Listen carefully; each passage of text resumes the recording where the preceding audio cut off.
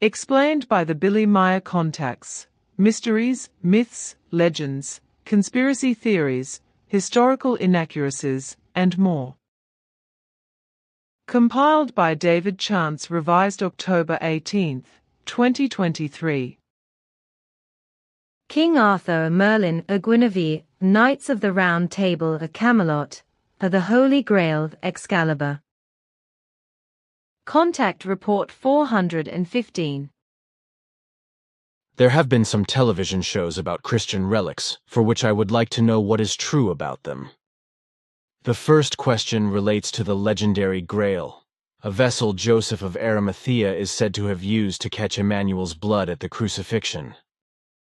This goblet is supposed to work wonders and make one immortal, as well as heal all sicknesses and evils, etc. This is absolute nonsense, for neither does such a Grail exist, nor has Joseph of Arimathea caught the blood of Emmanuel in a vessel. That, however, no other human being has done either. This senseless claim was invented fictitiously centuries after the event of the crucifixion, namely by members of a sect that emerged from Emmanuel's already early falsified teaching. And the fact that no blood of Emmanuel was caught in a vessel, rather that the little blood that Emmanuel lost dripped to the ground and seeped away, is perfectly certain, because this was recorded in our annals by the personality of that time, Gabriel, the procreating father of Emmanuel. He was direct eyewitness of the real event. Contact Report 469.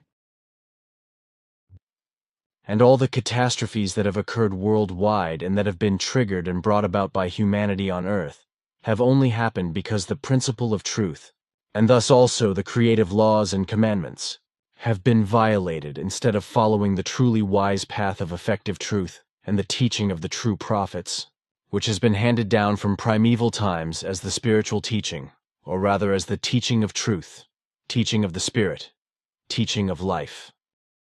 And therefore this truth is also given in the book Goblet of the Truth, of which a first part, namely the teaching of Enoch, was also called Cauldron of Life by the Druid prince Merlin, alias Merlin, and has nothing to do with the alleged Grail of Christianity, which is based only on lies and deceit, never existed, and in which therefore also the blood of Emmanuel Jesus was not caught by Joseph of Arimathea at his crucifixion. The real Grail existed only as a holy place, and in the Cauldron of Life was locked up the document, a document of the teaching of the true prophet Enoch from the 7 row of the Nocademian. The document was given as a copy of the play Arenin Cariquena the Triple Goddess, to the Druid Merlin the Laughing One, later commonly called Merlin. Merlin poured the copy into the chalice that became known as the Cauldron of Life, and Christian adulteration was used to make the Grail, but this is not in any way connected to it, because the Grail was a place with a spring, surrounded by trees and plants, where the Druids used to do their meditations. And this Christian Grail adulteration has been handed down from its origin to the present day, but again in another monstrous adulteration which claims that it is the cup or Grail of Emmanuel Jesus, from which Emmanuel and his disciples drank at Holy Communion, and in which Emmanuel's blood was collected at the crucifixion by Joseph of Arimathea. This monstrous lie and falsification of the truth also applies to the so-called Holy Lance, with which Emmanuel Jesus was stabbed in the loins by a Roman mercenary on the cross to ascertain his death. And since this lance has been holy ever since, and since it also contains immense power, which is supposed to make rulers out of the greedy for power, it is highly honored. In truth, however, this lance never touched Emmanuel's loin, for it is a Christian forgery that was not discovered until the 8th century AD. It is also the so-called Turin Shroud, which is supposed to show Emmanuel's Jesus's image, but is in fact the death image of an Italian merchant named Caesar Canova, and was made by his brother Luciano Canova, who studied alchemy. Merlin, that is to say, Merlin tried to teach the teachings of Enoch through his influence with King Arthur, that is to say, Arthur, who was his protege and pupil, and with the pagan knights of the Round Table, but failed miserably, because the fierce clan leader Arthur and his pagan knights could not get along with the teaching. So Arthur took possession of the sealed cauldron of life and sank it into the sea by himself. You have also asked Florina to clarify certain things concerning King Arthur and the Druid Prince Merlin. In my father's Svath records, which he kept about my grandfather Ezekiel the Mediator, note Billy, I found something that might interest you, and it is this. King Arthur, or Artus, king of the Celts, contrary to today's depiction of having been a hero or the like, was absolutely not a courtly king in shining armor, nor a good-hearted and noble hero. King Artus was a fierce 6th century clan leader, a war king who led his pagan warriors in bloody battles and raids. He was a slaughterer and kept the name the Boar of Cornwall. His knights truly were bloodthirsty, murderous thugs, as you say. Artus himself was Merlin's protege, a pupil of Merlin the Druid, for 7 years. Arthur born 4.1. 469 died 11.8. 509 at the Battle of the Camlan Crooked Valley, in a duel with his nephew, the cunning prince Medraut was a brutal and stubborn person for whom a human life meant very little or nothing. Arthur's wife was Guinevere, Guanhamara, or Guinevere. White Spirit, Shining Spirit, note, Billy. His father was Uther Tudor, carrying the surname Pendragon, who was already married and impregnated another woman in a most insidious manner and thus procreated Arthur. Arthur's mother was Igerna, who was also married and was the wife of Prince Gorlois. Actually, the liberal Celtic marriage laws did not overvalue lifelong physical fidelity. Thus, while Gorlois, the Cornic duke, was deceived and cheated by the fraud, King Uther and Queen Igerna could engage in a sexual act. The story goes like this. Arthur's father, Uther Tudor Pendragon, fell in love with Queen Igerna of Cornwall, the young and beautiful wife of Gorlois, Duke and Prince of Cornwall. Igerna, however, was faithful to her husband, so Uther Pendragon sought the support of Merlin and devised an intrigue to abduct the Queen of Cornwall and seduce her. Merlin lured Gorlois away from his castle on a pretext in order for Uther Pendragon to secretly snatch Igerna at night and bring her to Tintagel. A confidant of Merlin, who was also a servant to the Queen Igerna of Cornwall, then administered a drug to her, and she reached a hallucinogenic and will-less state. Igerna was kidnapped from the castle and taken to a certain place where Uther Tudor Pendragon and several male and female druids were already assembled under Merlin's leadership. Inside the circle they formed, Uther and the drugged will-less, Igerna performed the procreation. From their union, Arthur Artus Arthus was born on the 4th of January 469. Uther Tudor did not leave that matter to rest for long. The very same night he let Igerna's prince consort Gorlois be killed by his own bloodthirsty knights. The plan he devised with Merlin thus ended with complete success, Igerna's husband now out of the way. When Gorlois' dead body was returned to Tintagel, Igerna was already back home, but was now made pregnant by Uther Tudor and was still highly intoxicated by the drug and did not realize what had really happened, since she only later learned everything. The sword Kaladvulsh, spoken Kaladflush in German, Kjær, sparkling sword. Because it was emitting sparkling or lightning-like blazes, Shimasha radiance. Later Clyburn and falsified to Excalibur in ecclesiastical Latin, was a lightweight beam weapon in the form of a sword. It was forged and finished on the island of Avalon under the surveillance and the involvement of the Pleiarinin Ceridwena, a sister of my grandfather Ezekiel. Ceridwena gave it as a gift to Merlin, who later handed it to Arthur, who then fought many bloody battles with it. All of Caradwena's efforts to regain possession of the sword failed because it had been abused. Hence, she was very angry with Merlin, but could not persuade him to demand Arthur's sword back and return it to her. It was only after Arthur's death that the sword was reclaimed by Merlin and returned to the Playa Renin Caradwena, after which she left Earth. She had already angrily ceased contact with Merlin at the time when Arthur committed his first murderous deeds with the sword. At Dinas Bran's Castle of Bran, Merlin personally stayed. Dinas Bran Valley was located in the Cymru region where Merlin, the one with great knowledge, was also working. Merlin's real name was Myrddin, the Laughing One. Merlin, the druid of Camelot, received his initiation when he was just 9 years old. However, he was not a sorcerer, respectively a magician, as Christianity had attributed to him, but a druid widely taught in various fields of knowledge. He was also a bard, a doctor, a teacher, a prophet, a historian, and ultimately the king and prince of druids of the Demetier tribe from South Wales.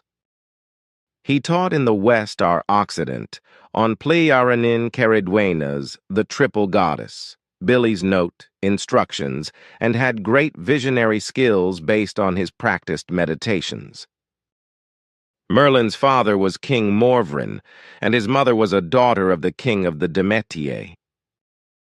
Merlin's father was also a visionary, and these visionary capabilities led to the evil legend within the Christian world that Merlin was a scion of the devil, a magician, a sorcerer. The naivete and simplicity of the Christian interpretation held that Merlin and his father's paranormal abilities meant that they were satanical, and that father and son were allied with the devil and fathered by him. Merlin was born on the 1st May, 449. He also picked up the sword and fought with it, and he used his skills in military operations and as Arthur's military advisor, contrary to the instruction and wishes of the Plearan Caradwena, however without becoming morally bankrupt. Merlin also fought with his sword against the warlike Christian intruders who stole into the country through murder and arson, killing off or suppressing the population to spread the Christian faith, conquer the land, and destroy Celtic philosophy and beliefs. After his last fight, when he was 66 years old in year 515 at the lost battle at Arf-Derid, Merlin fled and settled down in a remote area in the wilderness of Caledonia in the Cheviot Hills, where he lived as Myrddin Wilt Merlin in the wilderness. He lived there for some time, and then returned to his hometown, where an old female druid named Niniane, also known as Nimue, joined him and was a good friend to him. When he felt his death approaching, she finally accompanied Merlin on Innis Enlil Bardsey Island, which he had chosen as his death place. He died there in the arms of the old druid on the 14th of June 542 at the age of 93, and he was buried by the wise woman in a rocky cave according to his wishes. The Knights of the Round Table were malignant, bloody knights and not heroes, as they are presented today. Merlin, being a seer, made prophetic and foresighted statements of which his dragon prophecy, made at Dinas Emrys fortress of Emrys or Ambrosius respectively, is very well known, besides those which he made in the wilderness of Caledonia. Merlin was already contacted in the year 466 by the Plea Reinin Caradwena, a sister of my grandfather Ezekiel the Mediator, as I said before. This took place after the High Council decided to convey Enoch's teachings to Merlin, which he was to disseminate in order to contain the barbarism of the Celts, so that they would refrain from barbarity and their bloody battles. Merlin, being a Celtic druid, was chosen because the High Council hoped that with his help, King Arthur, who, according to a foresight, was to be born on 4th of January 469, would transform Enoch's teachings of love, peace, harmony, and the freedom and equality for all human beings into reality. The real reason for this undertaking was the Celtic philosophy, which in many ways parallels the teachings of Enoch, whose wise, effective, and widespread approach should be implemented to make the Celts give up their degenerated behavior of barbaric killings and fighting battles. Merlin received a copy of Enoch's teachings, being the first part of the Goblet of Truth written on earth, memorized it, and then locked and sealed it in a cauldron. This cauldron was no vessel made of gold, but of bronze and decorated with a ruby the size of a cherry, and 3 small semi-precious stones, rose quartz, were placed in the shape of a triangle, and in its center the ruby was attached. The 33-centimeter wide cauldron was meant to collect water from a spring at the Grail. The Grail itself was a sacred place of a spring, usually located on a mountain that the Celts considered a nature sanctuary, and where also a druid's grove was erected that was surrounded by trees and other plants, where the druids meditated in deep consciousness, related interconnection with water, the earth, and plants, as well as with inexhaustibleness of life. These holy places, which have been called the Grail, were intended as places of meditation for the druids, and they existed in many places, wherever druids lived and fulfilled their duties. But at the place with the water source, where also Merlin meditated, a vessel was linked to the well, known as the Cauldron of Abundance, which captured the water located at the divine Caradwen spring. Merlin, the druid from Camelot, removed the Cauldron of Abundance from its place and replaced it with another vessel, because he put a copy of Enoch's teaching into the cauldron, which he and all druids then called the Cauldron of Life. Merlin presented this cauldron to his protege and pupil Arthur when he was 16 years old in year 485, after Merlin had thoroughly instructed Arthur and his knighthood in Enoch's teaching, and after Arthur had fought his first battle against Germanic invaders led by the chief Ella.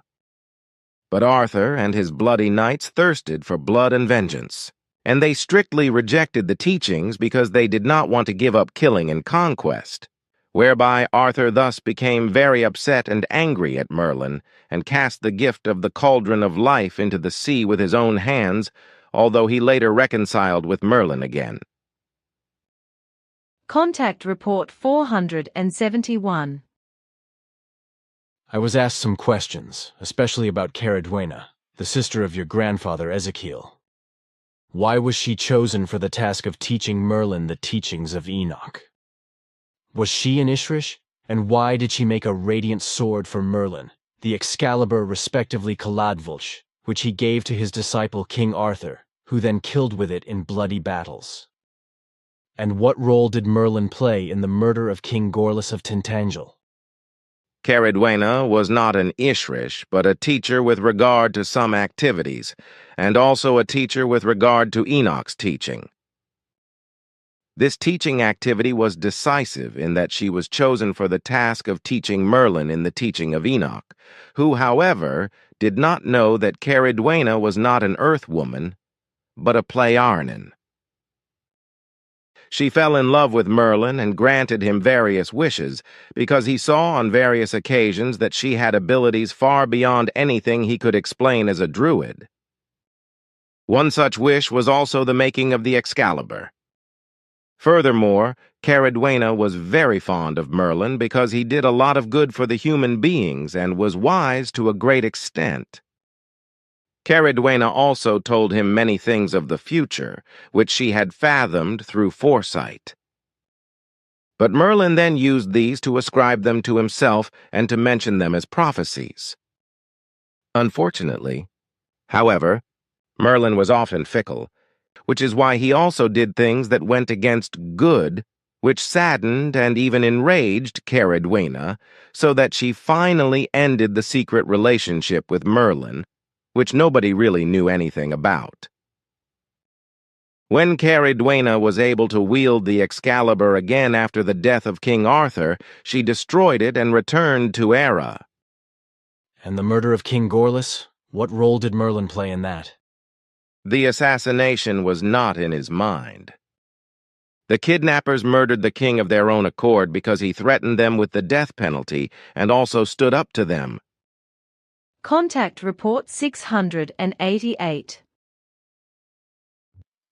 Time and again it is said on television, just recently again, that Emmanuel alias Jesus drank wine from a chalice together with the disciples during the so-called Last Supper, whereby this must have been very valuable. This chalice is said to have been preserved, but has disappeared to this day. It is assumed to have been found in various places in Jerusalem, but also in Greece, France, Spain, and England, where it is said to have been taken.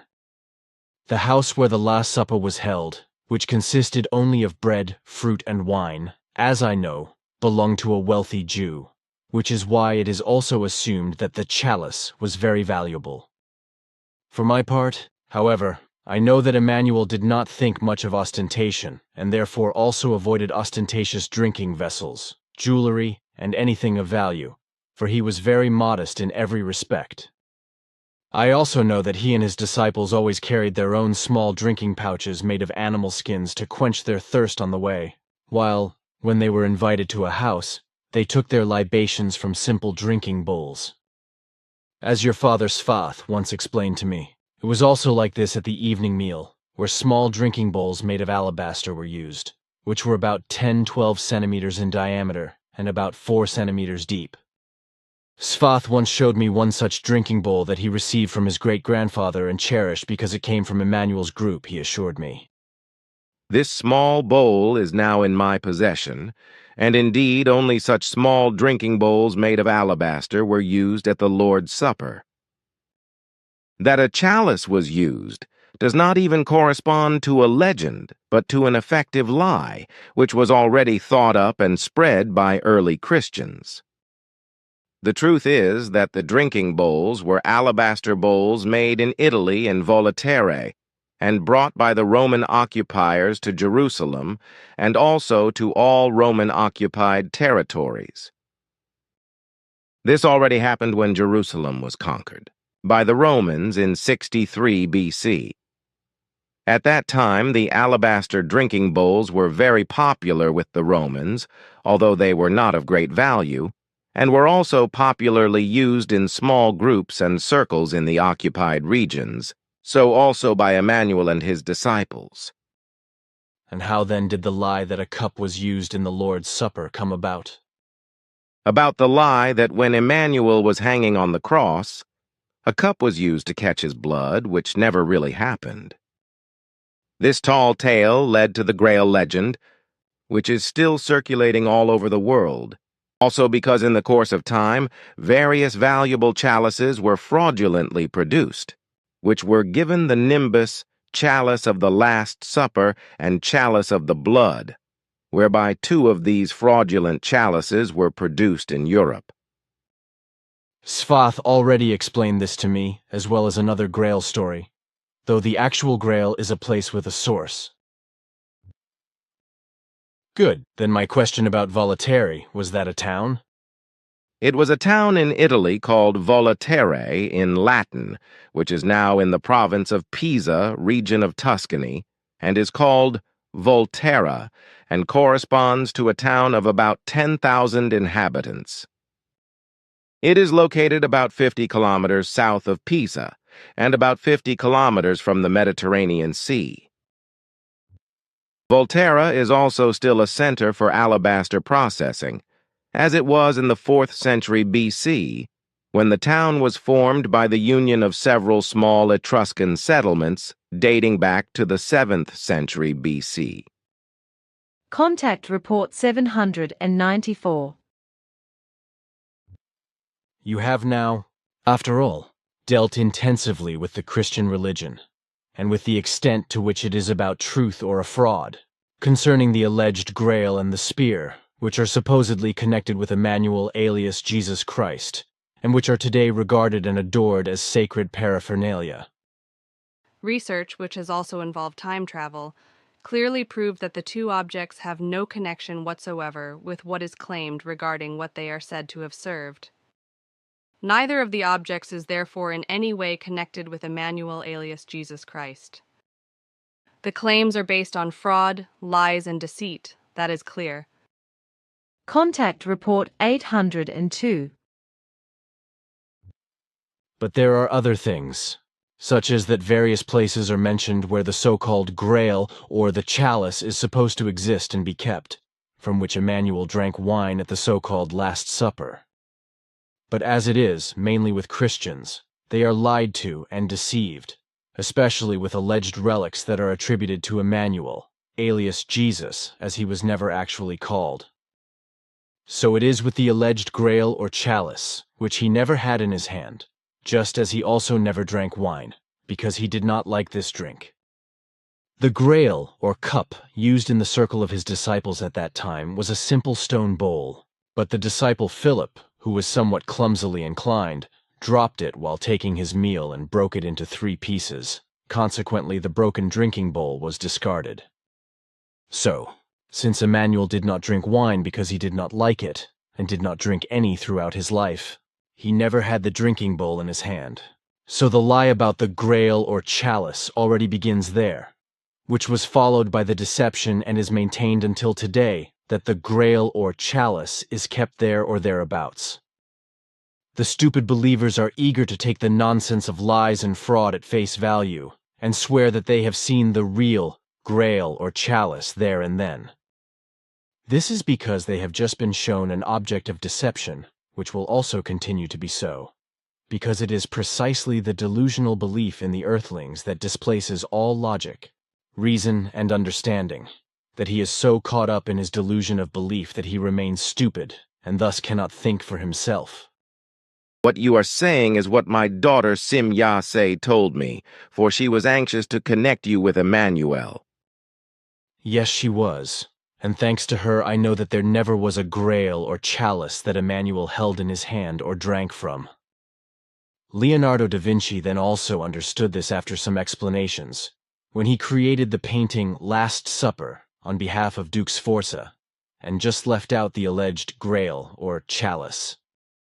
Contact Report 856. I am also very interested in what my daughter Sim Yase told me, what she did with you, how you gotta know the men catch, Duramke, Forestal and Area 18, as well as Gejat, Merlin and the foreigners working on Earth at that time, etc., and what they told you before the foreigners left, and the Earth humans known to you were all murdered by the secret services of the USA.